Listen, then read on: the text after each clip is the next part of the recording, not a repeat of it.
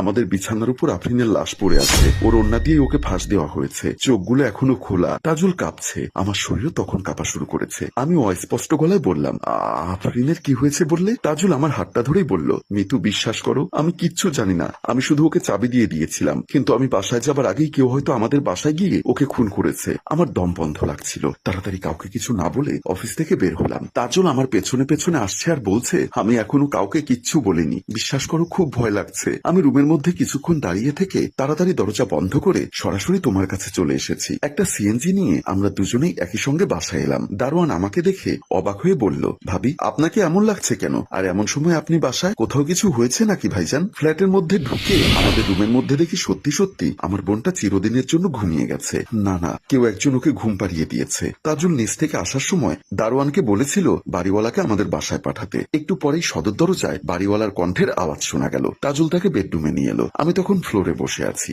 কোনো কিছু বলার মতো ভাষা আমার মুখ থেকে হারিয়ে গেছে। বাড়িওয়ালা তখন তাজুলের কাছে কি কি হয়েছে সব শুনতে শুনতে পুলিশের কাছে কল করে। আপন ছোট বোনের এমন লাশ দেখে একসময় আমি অজ্ঞান হয়ে গেলাম। যখন জ্ঞান ফেরে তখন দেখি সামনেই তাজুল দাঁড়িয়ে আছে, কিন্তু ঘরে সাদা পোশাকের পুলিশ। আমাকে জিজ্ঞাসা করলেন, আপনি কি এখন ঠিক আছেন? আমি কিছু না বলে তাকিয়ে রইলাম। ওসি সাহেব আবার বললেন, আমরা ঘটনার প্রাথমিক কিছু কথাবার্তা শুনলাম। বাসার দারোয়ানের বর্ণনা আর ফ্ল্যাটের পরিস্থিতি দেখে আপাতত আপনার স্বামীকে আমরা সন্দেহ করছি। আপনার বোনের লাশ পোস্টমর্টম করতে পাঠানো হয়েছে। আপনার স্বামীর সঙ্গে কখন দেখা হয়েছে আর সে আপনার কাছে কি কি বলেছে সেগুলো একটু বলবেন।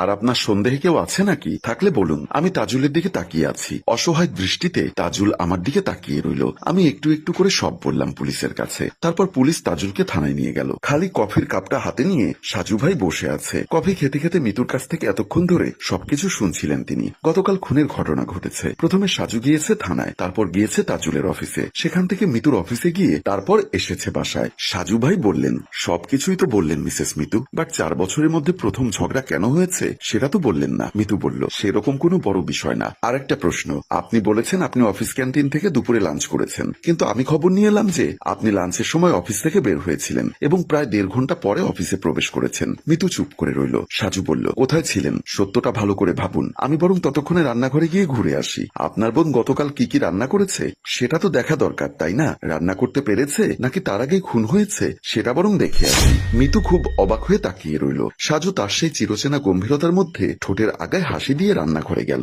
অবাক হয়ে 5 মিনিটের মতো তাকিয়ে থেকে আবার মিতুর কাছে এসে বলল, আপনার স্বামীকে না নিয়ে পুলিশ আপনাকে ধরে নিয়ে গেলেই বেশি ভালো হতো। সম্মানিত ভিউয়ার্স, গল্পের মধ্যে টান টান উত্তেজনা রেখে এখানেই শেষ করলাম। পরের পর্ব পেতে বেশি বেশি কমেন্ট এবং শেয়ার করতে ভুলবেন না। গল্পটির ভাবনা ও পরিচালনায় অভি, ক্যামেরায় শিহাব, শাকিল এবং প্রযোজনায় মঞ্জুর মোর্শেদ। ধন্যবাদ।